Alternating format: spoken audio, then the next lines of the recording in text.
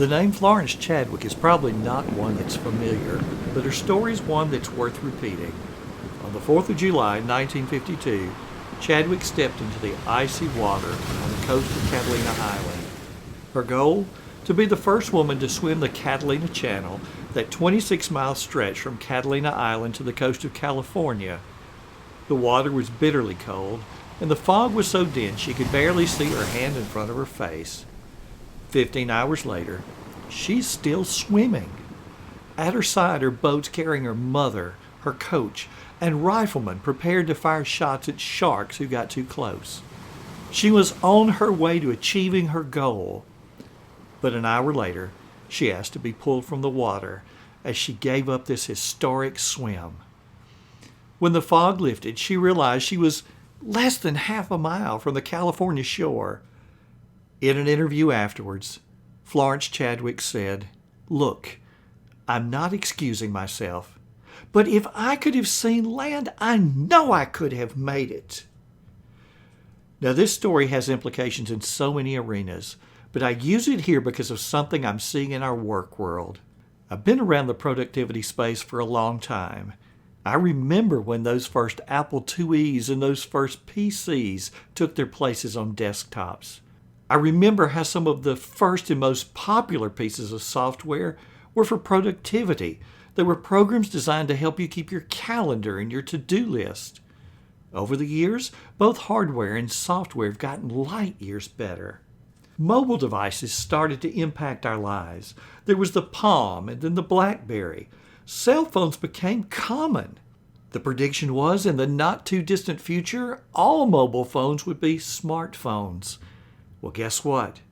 We're there now. And if you were to go and look up a contact, or look up a phone number, or look up an email address, the chances are you would do it on a digital device.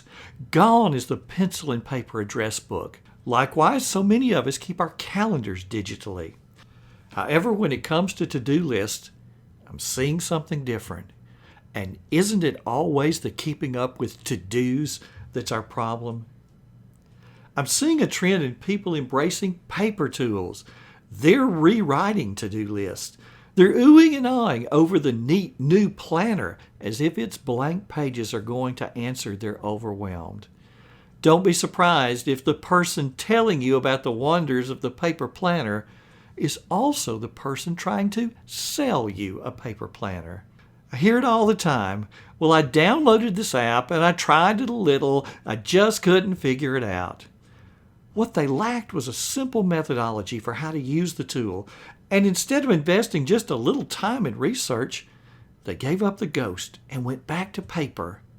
Like Florence Chadwick, they didn't realize how close they were. On October 4th, I'll be part of Productivity Summit 2019. Along with more than 40 other presenters, I'll be sharing something I think will make a difference. I haven't rewritten a to-do list since 2001. Mine has been digital, and I can't imagine doing it any other way.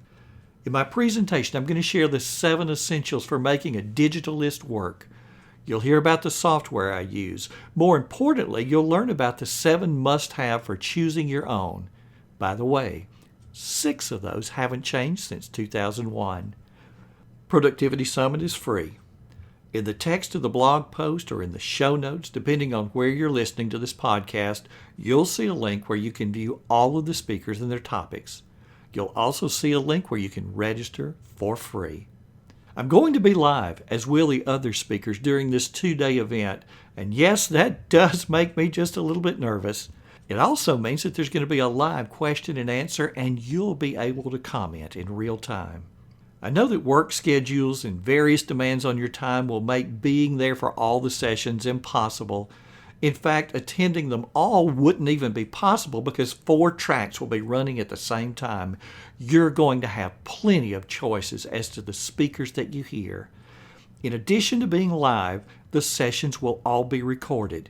You can listen to any of the recordings during the rest of the summit and through Sunday afternoon. Productivity Summit in its entirety will also be available for purchase later. That way, if you want to listen to sessions at your leisure into the future, you can do so. You know, we invest our time and our money in lots of things. And when you invest in time that will ultimately save you time, that's a good thing. So go and register for Productivity Summit today. Your registration will trigger emails with everything you need to know about watching each session. Incidentally, Florence Chadwick did try again 2 months later. The water was just as cold and the fog was just as dense. But this time, something was different. Not only did Florence Chadwick become the first woman ever to swim the Catalina Channel, but she beat the men's record by 2 hours.